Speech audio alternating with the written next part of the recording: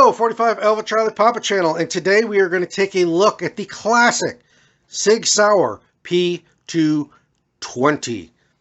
Now you can trace the roots of this pistol all the way back to 1975, and then there are several branches of the family tree that go from there. But in 1975, Sig, which was a Swiss company, firearms company, and J.P. Sauer got together and developed this pistol for the Swiss Army. Now, one of the reasons that Sig joined with J.P. Sauer is because Swiss manufacturers are very limited on what they can sell outside Swiss borders. But with the partnership with Sauer, J.P. Sauer, that would open this pistol up to a worldwide audience and be able to be profitable for the company. Now, this pistol became very legendary. It is very reliable. It has had as you can see, a very long history. This pistol has what they call the Sig Sauer system, and that is a locking system within the slide in the barrel that delays the opening of the slide until the bullet exits the barrel. Now, up until then, most people use the 1911 design with a couple of locking lugs on the barrel corresponding with a couple of grooves inside the slide to lock everything together, and then a pivot point so that everything can come apart once the bullet leaves the gun. With the Sig Sauer system, in order to make the manufacturing a little easier and a little less expensive, originally this gun had a stamped steel slide. And they came up with the idea of making a breech block on the barrel that actually locked into the ejection port of the slide.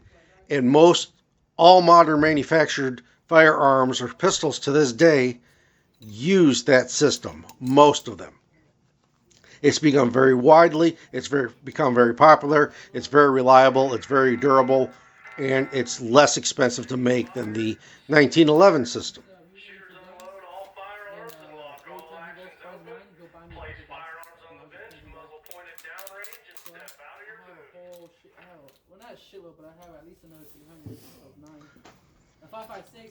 Now, currently you can still buy these. They are only available, they're a full-size handgun, but they are only available in 45 ACP, my favorite caliber, and 10 millimeter, an up-and-comer in the firearms world. It's been around for a little while, but it's really starting to gain some more traction in this day and age. But, this gun is really, really nice to shoot. It is very large. It's big in the hands. It's a little bit big for my hands, but I found it very pleasurable to shoot. You do have a Picatinny rail up front.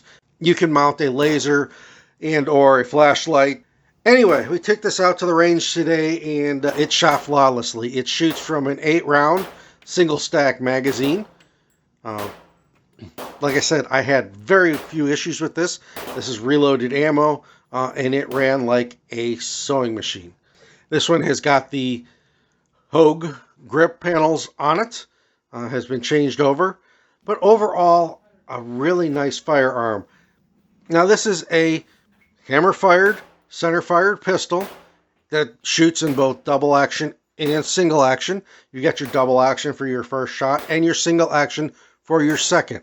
You do have a decocker on the side of the pistol there just in front of the grip, right in front of the slide release, so that you can rack a round into the chamber and drop the hammer safely on a loaded chamber and carry it in the double action mode.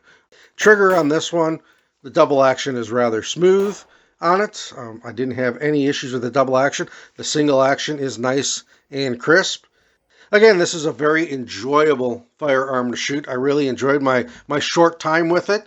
Something that I'll have to look at in the future, or maybe find one of the family tree members of it. I'd love to have like a double stack 9 or double stack 40 or something in this gun.